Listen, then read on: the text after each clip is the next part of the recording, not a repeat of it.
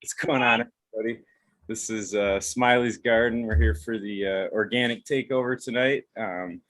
Excited to be able to talk with Tamara from Heal Thyself Garden. So welcome, Tamara. How are you tonight? Thanks. I'm doing really good. Thank you for having me on. Yeah, it's good. So I'm sure everybody else got to see, but we talked with Joey a couple weeks ago, Joey Berger, and he also, you guys teach a class together, right? Or you do some classes together? Yeah, we just taught our first class together, and we're going to do a few more, I believe, this winter. So yeah, super exciting. Hold on, baby. We did some KNF and Jadam, and then also just a bunch of different things, kind of, because we're both very eclectic with our gardening and just take from many different, sources and modalities. And we just kind of put like a class together of the main inputs that we use for all of our gardens.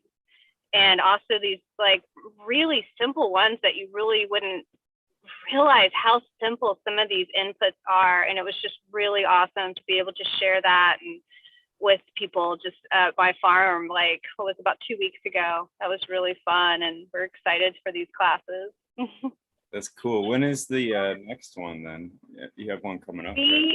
Yeah, we had one coming up and we went ahead and canceled it in Eugene. It's really close to our harvest, and I got some stuff coming in, and yeah, we just kind of had to put it off for a little bit.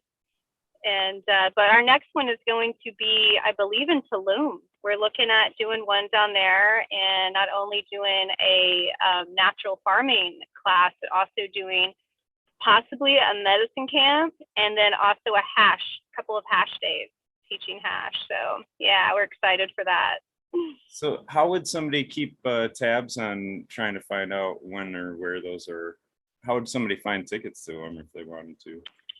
Well, both of our Instagrams for sure. Mine's at heal_thyself_garden, and then his is at the Humboldt local. And if you follow one of us, you can definitely, see the different things we're offering. Yeah, I was kind of. Sorry. Go ahead. Oh, go ahead. No, I was just gonna say I was kind of scrolling through your page there, and it definitely shows some of the stuff you were making, and beautiful garden, by the way, too. So if anybody listening is out, definitely check out some of the gardens.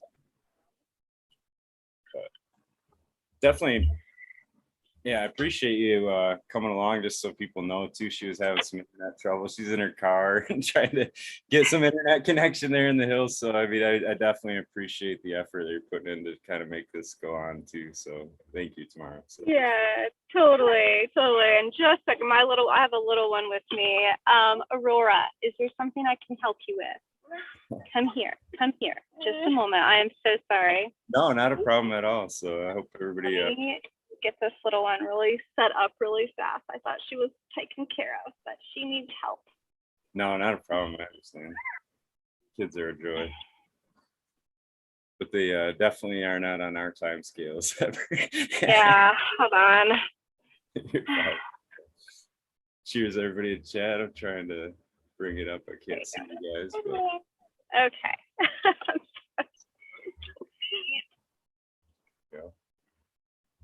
Yeah. All right, I'm back. I'm good. No, that's fine. So I seen in your description there that you're an herbalist, and I'm a little bit curious, like how would you describe to somebody that doesn't know what an herbalist would be? An herbalist, I guess how I see it too is knowing your plants. It's just like knowing the plants and working with them, and then also creating medicines with them. And so I think everyone can be an herbalist, really. It's just really learning in-depth knowledge of different plants that you're working with. And I feel like each of us have our own plant allies. And so I have a lot of different plant allies, and I've worked throughout over the years to really get to know them. And so I use a lot of different ones from the medicines we make, along with the cannabis. I do a lot of different herbs, and I've been doing that for my goodness, probably close to 20, almost 20 years now. Oh, And that's really what it is. It's just really it's making natural medicine. It's like understanding the herbs, creating your connections with the different plants, and knowing their uses, and then creating different medicines. Yeah. And then go ahead. I was gonna say, what would you say are your top 3 plant allies? I like that title too, by the way. That's awesome. Yeah, besides cannabis, which I feel like she's one of my most powerful plant allies. My others underneath it, which also help with the cannabis as well, is nettle. Nettle is a really huge one for me. And the nettle it helps internally with, there's so many different vitamins and minerals it has. It's a really powerful iron and calcium and magnesium. And what's really great also is that you can use it on your skin, your hair, and then also in taking it internally.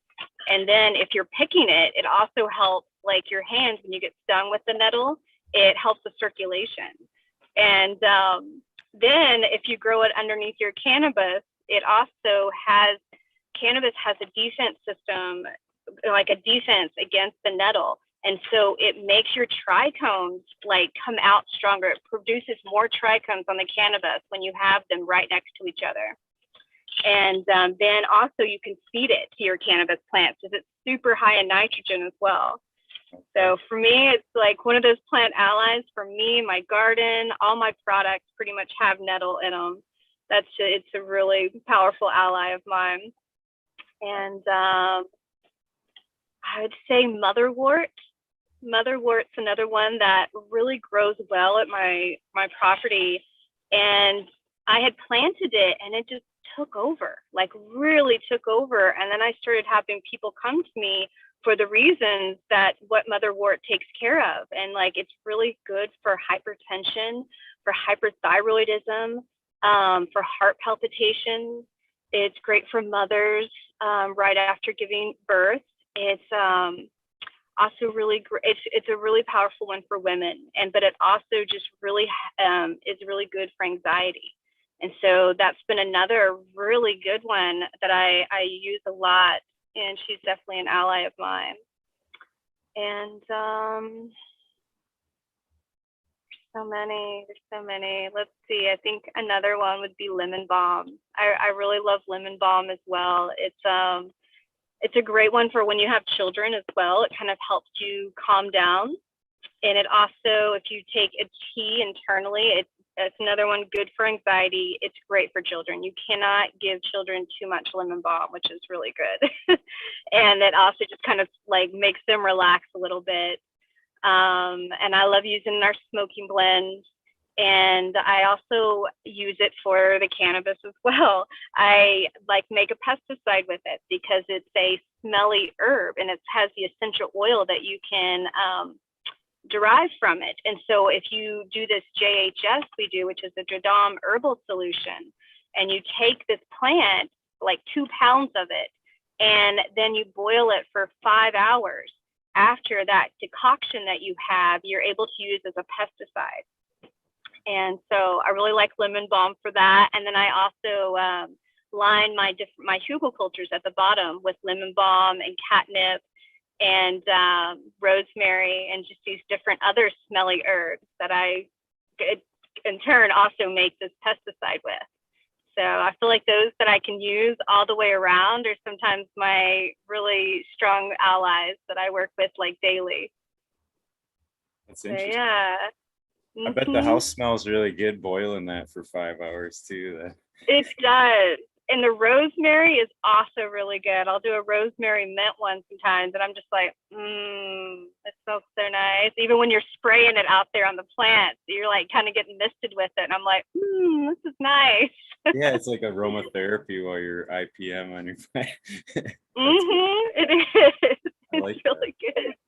So you basically just boil that to extract the oils and stuff, and then so you just screen it out from there, and you can use it. Do you dilute it at all, or is it just straight up? Yes, you want to dilute that to a 30-to-1. So every 30 gallons that you would do a foliar, use 1 gallon per that, but usually you don't use that much, for a foliar. So I usually use about 4 to a half gallon for my I have 2 different gardens at my house, the big greenhouse, and we have what we call the goddess garden. And so yeah. No, that's cool. But and also there is a difference though, because some people will take the essential oils, which is a different way of processing the plant. It's where you're getting this really concentrated volatile oils of the plant out. And that's not what we're doing. We're actually boiling down the plant material. And so it makes it more gentler for the plant, and you're not killing your biological life with it. Not as like if you do essential oils, that'll actually kill the biological life on your plant. And so I used to use like rosemary oil, and I think everyone's probably tried neem, but what that does is it's so concentrated, and those volatile oils will actually start killing your biologic life that you've tried to build up. And so I cut that out a long time ago and just started using the whole plant. Okay. Mm-hmm. Well, my only experience with it is Dragonfly Earth Medicine has their natural mystic, and that's kind of similar along that line. I don't think you boil it, or I never have. But yeah, it's interesting that you can make your own. So you combine the rosemary and the lemon balm and all that in the same. Yeah, you can. Mm-hmm. You can kind of just have fun with it a little bit. Like, it depends on what you have. There's different ones, and I like to tell people it's like the smelly herbs. Anything that you see it's smelly, even your juniper trees. You know how like that's got that really intense smell, like your lemon balm, your rosemary, lavender, and the mint. Catnip is another. Bay laurel. Any of these that are just really strong, that they'll usually work as a pesticide.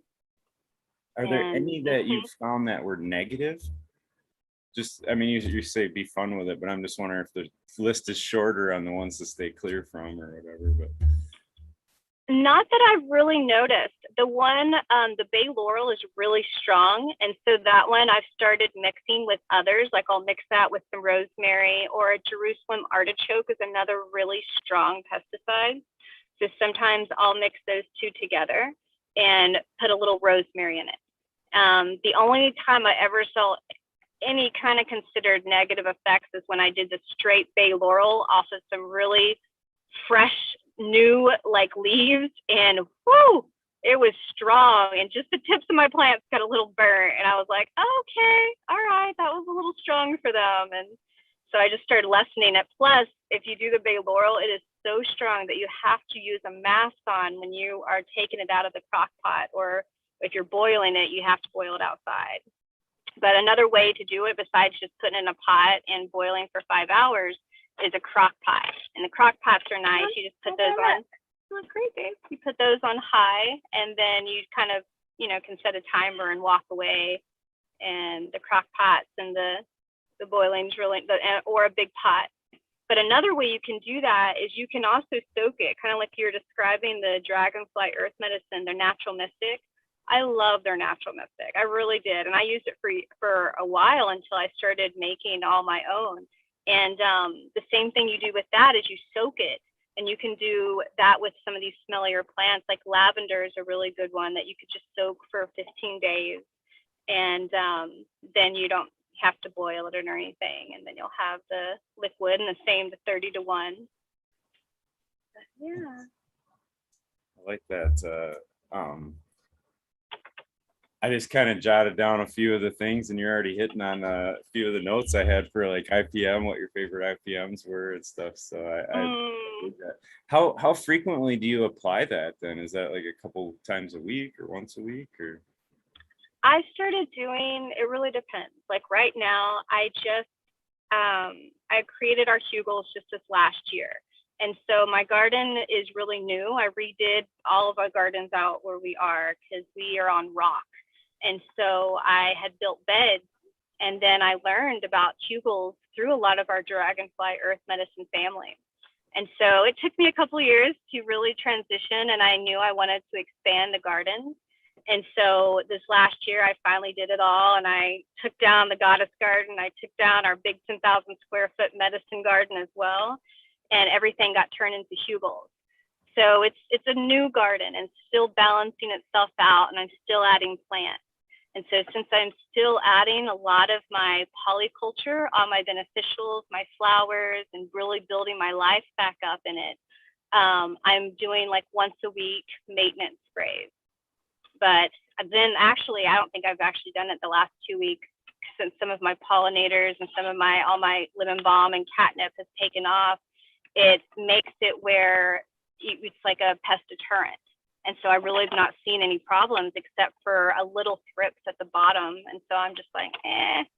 But what I had done the rest of this year, I had done like a once a week maintenance spray. And then I would come back and do like a microbial solution. It's called the JMS, Jadal Microbial Solution. And that way, after I would do like a pesticide one, I would come back in and do like I would call a nutritive one. And sometimes I'd put like nettle and horsetail in it with the microbial solution in there, and just to give them an extra boost. And that was how I maintained them. Now I really haven't done anything to them the last couple of weeks. They're looking really good. So Well, but the plan is to not have to spray at all by just having so much great life in there, and having different plants is like your trap plants, like maybe having kale a little bit in front of your cannabis, or having tomatillos or tomatoes. These are some of mine that I'll have in front of the cannabis, and then I'll have behind that my lemon balm or catnip. And that way I'll have what we call a trap plant up front, where the aphids, the aphids or the thrips or whatever the bug is will go to that plant first, and then they're deterred from kind of going farther. And so that's the plan I do, and I'm looking at the garden. And then eventually, hopefully I won't have to do any kind of sprays. So with the trap plant, are you going to remove that plant then? Like say you see one of the trap plants starting to get a pest on it, that's obviously an early warning, but what do you do in that case? Does that trigger you to treat, or do you just kind of keep an eye on it, or? Kind of both. It's like, it depends on, you get to monitor your bug, level in your garden by those trap plants, and you can take them out. But for me, I like experimenting. So I'm like, oh, there's aphids on the kale. And so I'm like, oh, I've got this new, pesticide I just created. And so for me, I like to experiment. That's like when I get to. But you could totally just take it out, or just use it to monitor and see, be able to experiment to see which one works for those aphids or thrips or, mites or whatever your pest issue is. So you can kind of do it all, or, kind of let it be. No, but it's a really good way to like be able to monitor your bug pressure. So that's cool. And planting them like perennials too, so they can always come back and whatever too. That's make it easier on everything.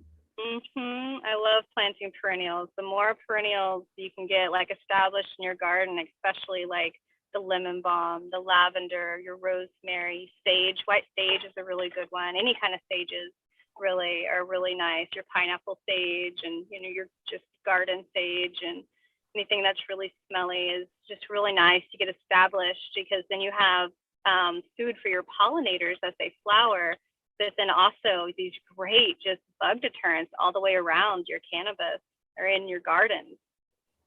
I'm gonna watch this. Well, if it gets too loud, tell me and I'll turn it down, okay? So how deep did you dig in to do the Hugo beds then? Like how big a bed is that you do?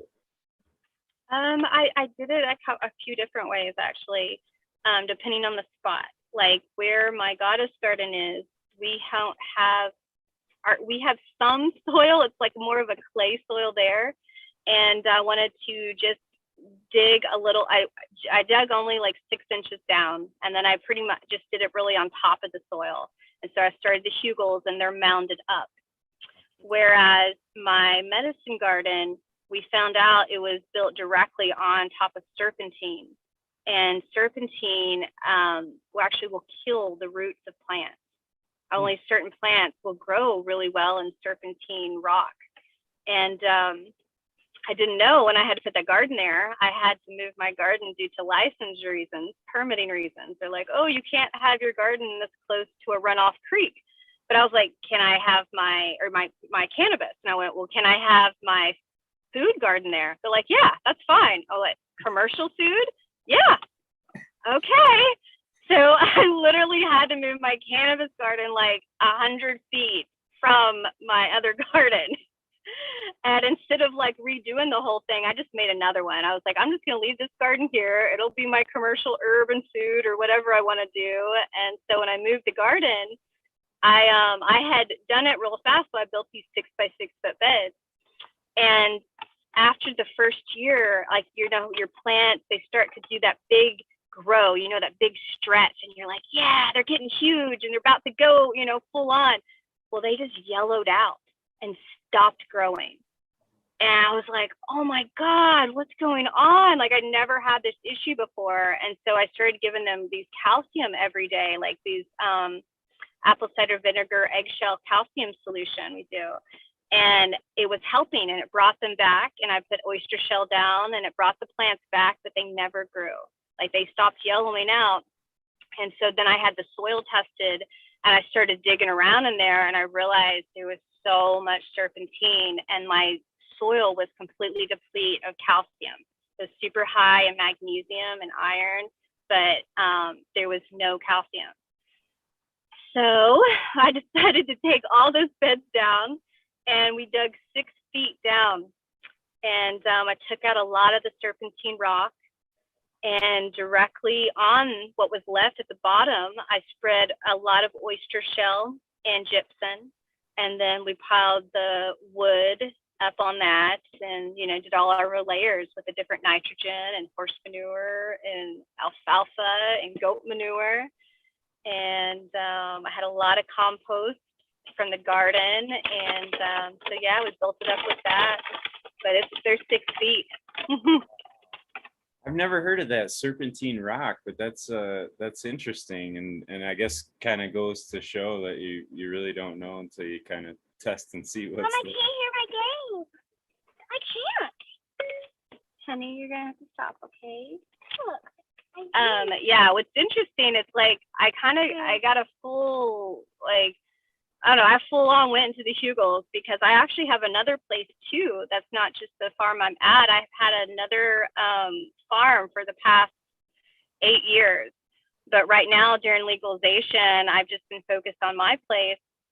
And so I'm hoping to bring this other one back online and do like a lot of hemp over there. And it's a whole different environment. It's rolling hills, like these grassy rolling hills with oak trees.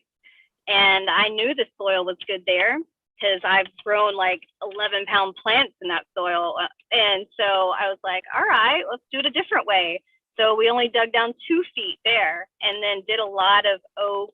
And then we had a bunch of burned trees because there was a fire at that property. And so we were just able to put all of that in there. And those hugels turned out really well as well. And so I got like 3 different types of hugels that we did this like over this past couple of years. And it's been a lot of fun to see the progression of them and see what was working. And yeah, it's cool. That's what I was going to ask is, so hugelculture, I know that's becoming quite a common thing, but if you're installing one the first year, like what are the hurdles to really watch for that you've seen with them? Because I've heard that they really got to have a few years before they kind of really take off and do what they're doing. You know? It's true. Like, I mean, every year when you're building soil, it's like it just gets better if you're doing it right. And so the same thing with the hugels, that wood is breaking down. And so, you know, the longer it's doing that, the better it's going to be. But for me, I knew, like, for the medicine garden next year, at least I've had a year for that to just marinate, because I decided not to plant this year since our water, we had no rain. Like, we had less than half the amount of rain we usually do. I drank some of this. So I consolidated the gardens and we didn't plant. And so that's marinated for about a year. But my initial plan is to bring in 2 feet of like soil, of like a compost mix, really. And that way, you know, I'd have that and it would be more balanced, whereas the other stuff is still breaking down. So it's in, but in the vegetable garden or the goddess garden, I didn't do that with it. And the only problems I saw, because I only put like, I just put a really small layer of compost on that one. I wasn't going to go, you know, full on out like I usually do with my medicine gardens. And I just kind of found a balance. I had a lot more roly-polies than usual. And so I've just found over the past year, I've kind of had to balance out the soil a little bit. I've added a lot of microbial solution, and that really just helps pretty much everything. And so by adding in more microbes and really getting that, and it breaks it down, I'm seeing less and less of the roly-polies and just any of the other pests. It's just, I think this first year is really like the balance. You have to get that balance right. But the microbial solution really helps, just bringing in your microbes from around your area that will just break everything down and really just does the job for you, so you don't have to think about it. So Very cool. but yeah, so for me, I really haven't. Like last year was our first year that I grew in the Hugels and the Goddess Garden, and I didn't get the end ones in till June, so they got no rain.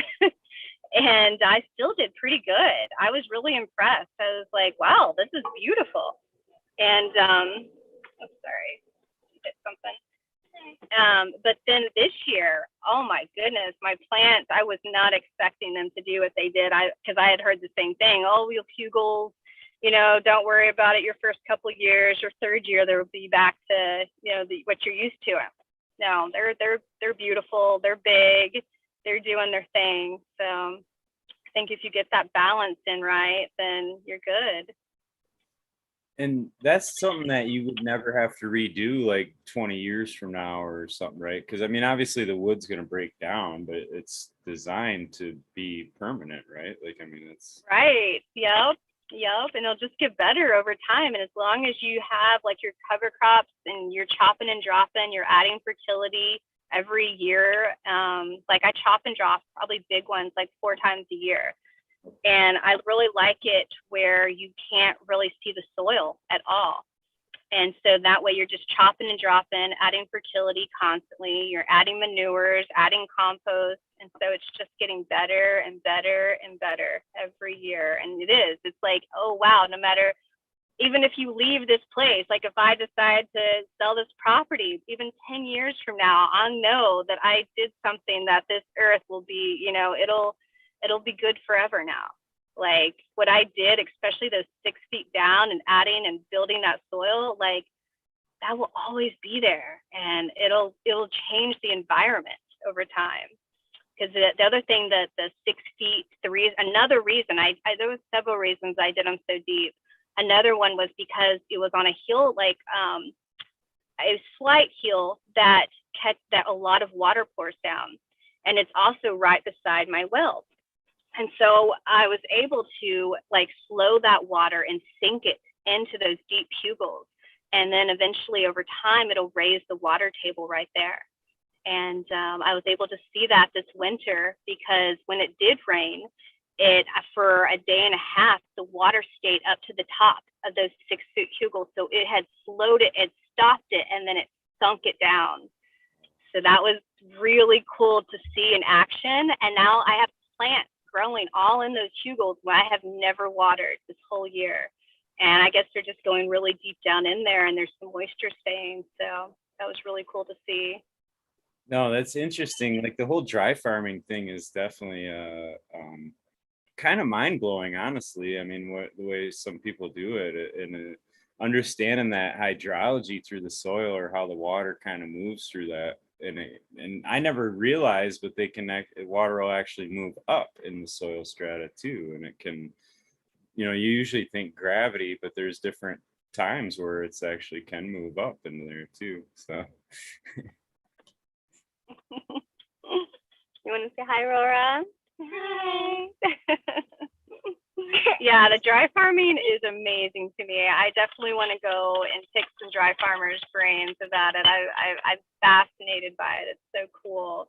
It's so interesting to like witness and watch and smoke the herb from some of the dry farms. It's definitely very terpene rich. And I've realized that it helps if you can stress your plants a little bit. And yeah, they like it. You get some higher terpenes and trichomes and everything just by some good stress from it. Do you do any intentional stressing to the plants then, or is that you just kind of let the weather do its thing? In Lake County, it's pretty easy to let the weather do its thing. But I do, especially a little bit.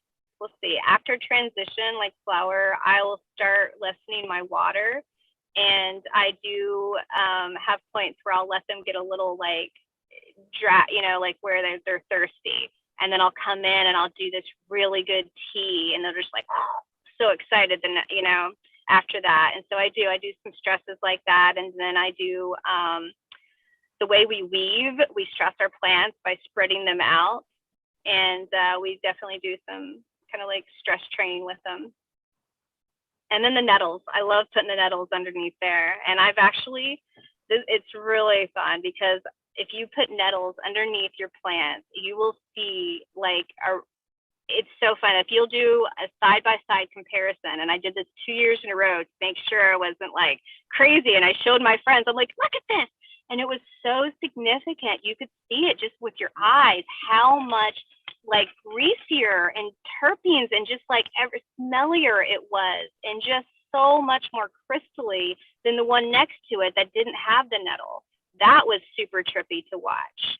And that one, I love telling people, like, get your nettles underneath there. It might be pokey, but it's good for you. So now, you'll get. Is that with them growing like companion plant, or is that just kind of laying it down on the soil, like? Oh no, companion planting. Yeah, planting them and letting them grow. And then I've had some friends say that sometimes the nettle will start to take over, because it does. It'll just take over especially underneath your plants. Because they'll be able to be underneath shade, like all summer, and that's usually they'll die off in the summer, at least out here, because the conditions just get too hot for it. But they like it underneath the cannabis. But what I found is we also harvest the roots of the nettle for medicines. It's a really good medicine for men, and its nettle root is really great for the prostrate and men. And so it's something I do a lot of tinctures with. And so that's kind of how I'm able to keep any of our companion plants really in check, is by, even men's I'll put around the cannabis, because I use so much of them and I'll take them up that I'm able to, balance it out and they don't take over. But yeah, we grow them right underneath the cannabis. Oh, that's interesting. Like, I'm indoors in pots, and I'm always kind of curious. Like, the dichondra has been the one companion plant I think would work well, or seems to for other people. But like, I wonder how nettles would even be in like in a pot, kind of growing alongside. Just chop it down every time it gets too big. It'd be cool, yeah, and it's such a good plant for chopping and dropping. There's so much nitrogen in that. I'll definitely make up 50-gallon barrels of the Jadam liquid fertilizer with it in the springtime. And that's just where you fill that barrel up with all the nettle, and you fill it up with water, put some leaf mold on top, and then you let that sit for it's usually about 10 days, if that. And do you stir it or anything, or? Nope. Just let it sit. Nope. Those are the liquid fertilizers, and you can, but it's not necessary. Usually the microbes from the leaf mold will break everything down, and they get a little smelly for a little bit. And usually if they get too smelly, I'll just add in more leaf mold, or if you find mushrooms laying around, I found mushrooms really help to speed up the process of it breaking down. But yeah, that's where around all my gardens, there's like at least 4 to 6 50-gallon barrels that I have, and I'll have different things in them. Okay. Between chicken manure to male cannabis plants to the nettle, milk thistle's another one that's really good to feed back to the plants. It's this crazy vigorous plant, has a lot of like growth hormones in it. And so that's another one that I chop down and I'll make a 50-gallon barrel of. And I love to seed that during like veg time when they're really taking off and growing and giving them some extra oomph. Now, you mentioned the smell. Is there, like in some of the KNF preps, they'll warn against, using the real smelly rancid, but is that a problem in the Jadam, or is that a point to it? Are you trying to get it smelly, or is it? No, it's breaking down. And I think that's when it goes to this whole talk about, is anaerobic good, or is aerobic better? And that's how things break down, is anaerobically. It's how they does it on our stomachs and our gut. And so for me, I like giving the anaerobics. But I usually wait myself until it's like a lot of the putrid smell is gone. But it's pretty easy to do. Like it usually has like a certain time frame that it'll just be really smelly. And like I said, I'll just add more leaf mold to it, and you'll start to smell like earth. That's what I'm like, okay, it's ready. But I have given it when it's still smelly, and I really haven't had any bad results from it. But I feel like it's kind of like more things are, extracted or something once I smell it and it has that earth kind of smell again. That's the only thing I can describe it. It's like where it doesn't smell putrid, but I'm telling you, the leaf mold really helps with the smell, leaf mold and molds, and it really just helps it break down really fast. It's interesting with the fungus too, like you were saying, add some mushrooms in there and stuff. Yeah, that's one I wouldn't have thought of, I guess, for it. I experimented once with it. It was so funny too, because I had this really big barrel and I was trying to make it fast because I had all these flowers and I wanted to give it to my cannabis for flowering. And I was like, this thing is not making as fast as I want it. And it was really smelly. I was like, what am I going to do? And then I had all these mushrooms start popping up, and I was like, oh, leaf mold's mycelium, right? So I just grabbed all the mushrooms and put them in there, and it was like 3 days later, it was ready. I'm like, oh my God, there's something to this. And so I've started doing that, and it's really makes it go faster if you can find some good fruited mushrooms and stick those in there as well. Do you obviously cut that, right? I mean, you're doing like a 30-to-1 mix after that, or is it? Yeah, that's a 30-to-1 as well. Mm-hmm. Gotcha. So yeah, so most definitely. all that stuff's you're gonna mix and dilute. You're not really applying anything straight from Jadam either, right? Like no. Mm-mm. No, definitely not. The only thing I've ever done straight would be, I have done the microbial solution straight before, but it says it's really good to mix it, but sometimes I'll make a 50-gallon barrel of it. And I've definitely just kind of fed my soil like that before any of the plants are in or anything, as like a springtime prep. I've done that, but it just makes it super concentrated microbials. That was going to be one of my other questions, is now that we're getting closer to harvest, but like as you pull plants down, what kind of prep would you do for the beds going on in the next year? As I'm pulling them down, okay, so what I'll do, like right now, I'm in a big prune to get everything shaped up and, divert all that attention to the outer limbs. So I clean up the whole middle, and everything I clean up out of it, I just put directly back on the soil, and then I'll cover with straw and do a microbial or some kind of compost extract. Mommy? After. Can I go outside and play over there? Yeah, you could do that. That's okay. Just let me see you, all right? And so I'll do that. But then when we harvest, everything that gets harvested just gets put right back into the bed, including a lot of the stems and stuff. Maybe there's some out there? Yeah.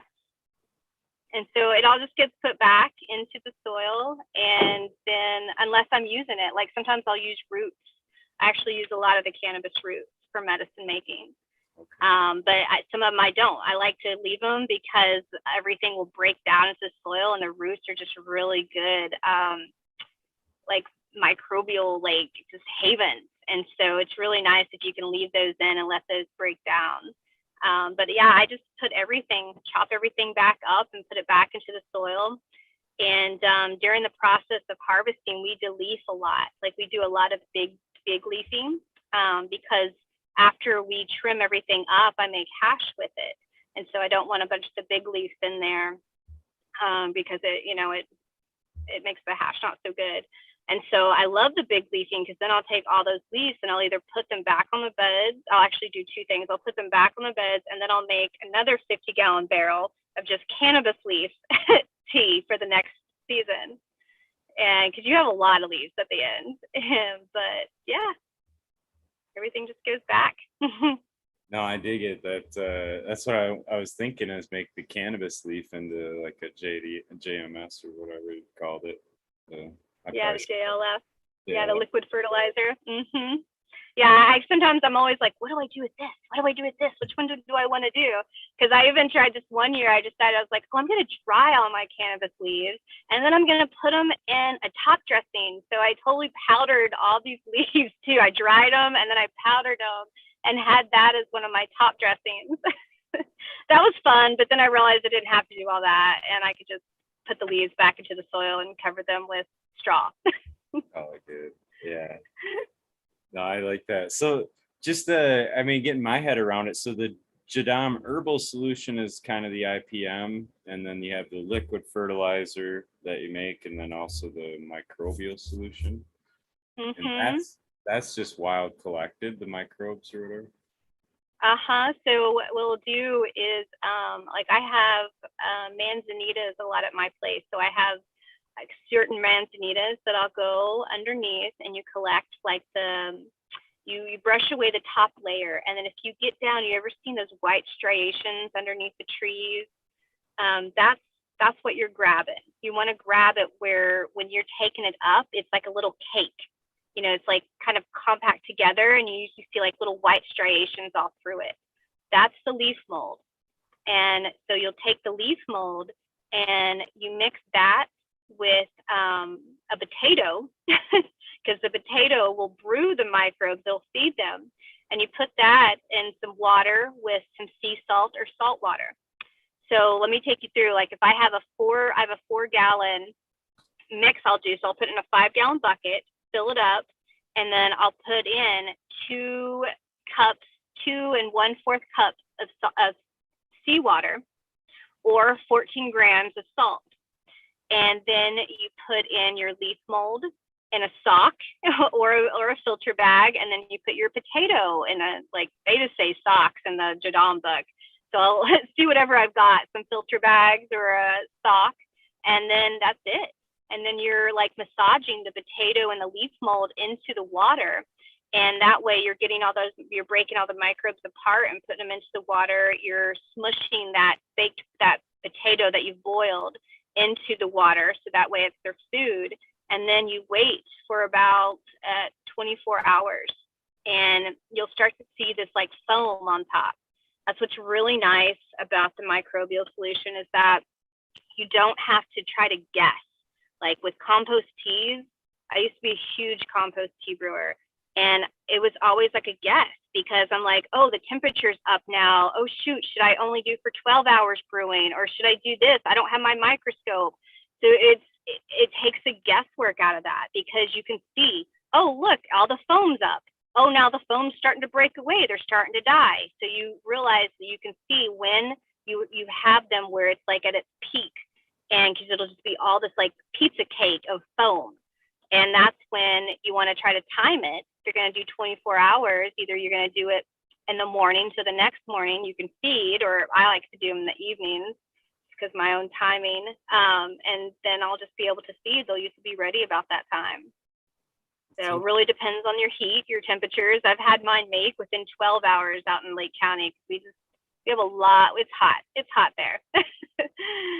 So, but that's what's one of my favorite things about the microbial is because you're able to just see when it's ready and then you can just feed it. That's it. So you said you cook the potato, you boil it? Mm-hmm. And you boil the potato. Do you use the water from when you boil it too? You can. Mm-hmm. The water is good to use as well. Mm-hmm. So you can use that water. You can, and then you only have to, what is it? I think it's only 28 grams of potato, which is like half, maybe even half of, maybe less than half a potato. And it's such a small amount you have to use. And then you just sit there and kind of massage them and into the water together. Nice. And yeah, it's so simple that it's like, what? Me and Joey, we were doing the class, we were laughing. We're like, y'all are going to laugh when you realize what we're teaching you, that all you need is a bucket and some potatoes or some leaf mold. You know, these are very... Maybe something out to make...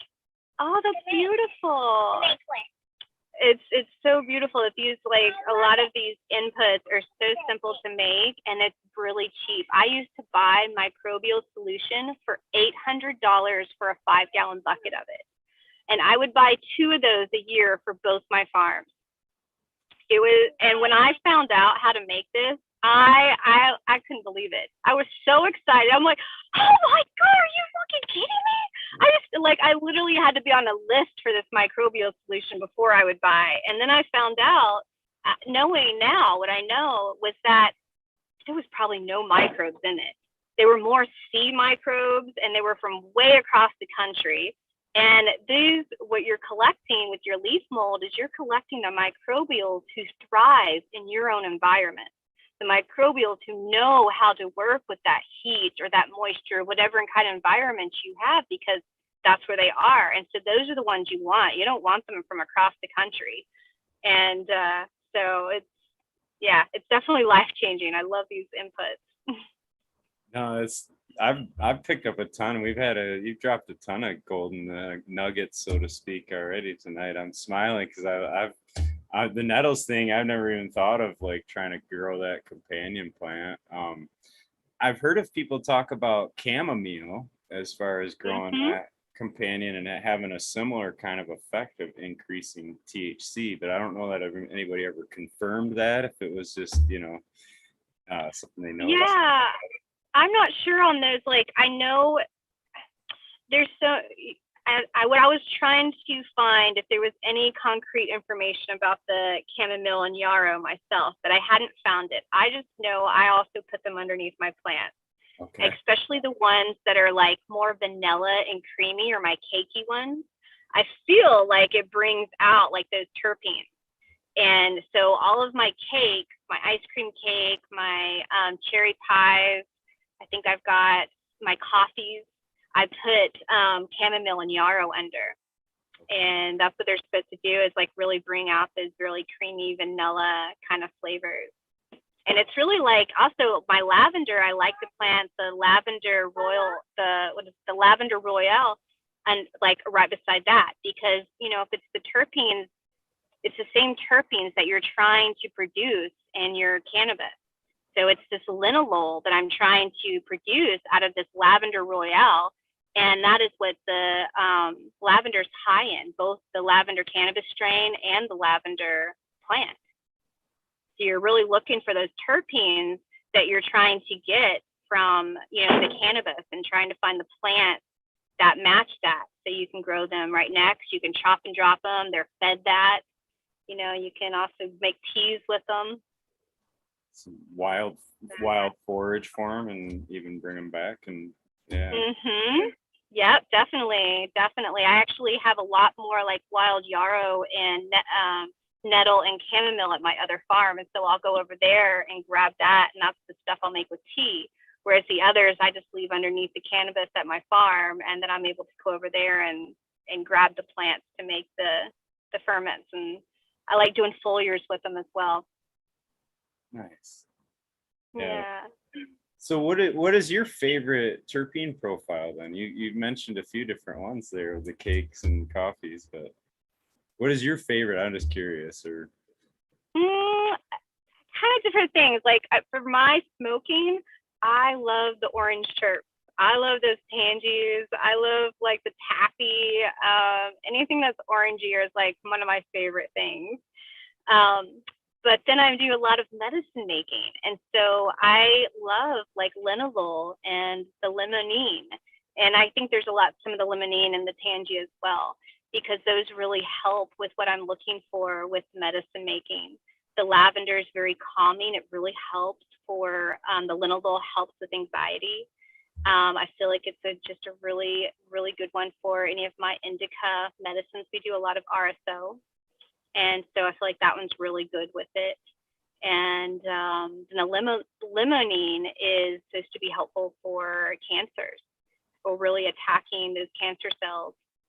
And so there's just different ones that I actually grow specifically for medicine making. And then there's my ones that I just really like. Like I love the cakes as well. Like I love ice cream cake. It's one of my favorite ones to do hash with. I love making bubble hash, and then I make temple balls out of that. And so the cakes are some of my favorite for making that. But some of the other varieties I do just for medicine making. We do a lot of CBD ratios. I've been breeding the CBDs for the past, I think since 2016. And it's one of my passions is making different ratios. So I have a lot of 1-to-1s I do. I have indica 1-to-1s, sativa 1-to-1s, hybrid 1-to-1s. I got 2-to-1s. I got 1-to-2s. I got high CBD with a little bit of THC. I got high THC with just a tiny bit of CBD. I have so much fun with that. And but then I've also found different things for different people work, because I could have someone who needs medicine, and like I had one recently where nothing I was giving her was working. And it took experimenting so much till we found out that it had to have like 2 parts indica to 1 part CBD. And that was really interesting. And where another I kept trying to give stuff to, and it was like only CBD. And then another was more on this like sativa leaning. It's really interesting. I found that every body is really different, and it really depends on what we're going through, with whatever disease it is, and just the whole biological makeup of the person. And so I've been working with I think that's just some of my favorites, is just like working and finding good medicines. But my personal smoke is definitely more orange juice. I just chuckle because orange is one that I've been on air saying that it's like one of my least favorites too. Really? Oh, that's so funny. Well, it's actually, I've said that. It's like people seem to either really love it or they don't like it, and it's kind of one of those things. But what question I had was, how are you adjusting that ratio of CBD or indica? Is that just you're making different RSOs and then mixing them in a ratio together? Is that? It depends. Like sometimes I have 1-to-1s that I go ahead and send the flower off for testing, and so I'm able to see exactly what those are, and then I can just make up a batch like that. And that is the easiest way, and that's what I'm really going for. But then I don't always have the right ratios I'm looking for, so then it just comes into where I'll do an indica batch and I'll do a high CBD batch, and then I'll mix that together. And so it really depends on what I've got to work with. But the goal is to just really get it where all I have to do is harvest the plant and then make the medicine from it. Nice. But it's nice, to be able to mix and see what you need. And like I said, everybody is different. Well, it was interesting too that you're actually, making attempts to do those different mixes and see. And I know there's other people that are too, and it's cool to hear some of that input back to where maybe, something that somebody listening is dealing with, helping somebody out that whatever isn't working, and that might give them an idea too. So yeah, and one thing I have found is that there are a lot of really high THC strains out there where people have been breeding for years to pretty much breed out all the other cannabinoids and get that like 36% THC. And a lot of people go into the dispensary and be like, I want some high, what's your highest one? The thing is, what's happening is that's the cannabis that's making you paranoid, or maybe not feeling so good in your body. And that is what I've come across actually in some of the younger generation. I have a lot of woofers, work traders that come out, and they have had the whole response like, oh, I don't really like cannabis. I've had this like at least 3 times. Like, cannabis just makes me feel paranoid and not feel good. And I'm like, try this. and they'll try the one-to-one and they're like, oh my God, this is so amazing. Or I'll let them try a 15% strain. And it's so much different. Sorry. Okay. It's so much different than a 36. Hold on.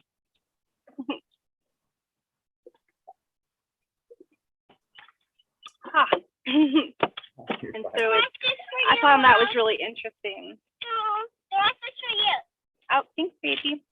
I was gonna say, we are coming up on an hour or two tomorrow. I don't know how comfortable you are. If you're holding the phone, that's got to be absolute torture. So I'm kind of propped up, and I'm just chilling. I'm good. Yeah, I know you got the little one too. If she gets restless or whatever, just that's fine. But, no, I dig that. Actually, I'm kind of running out of my questions as it is anyway.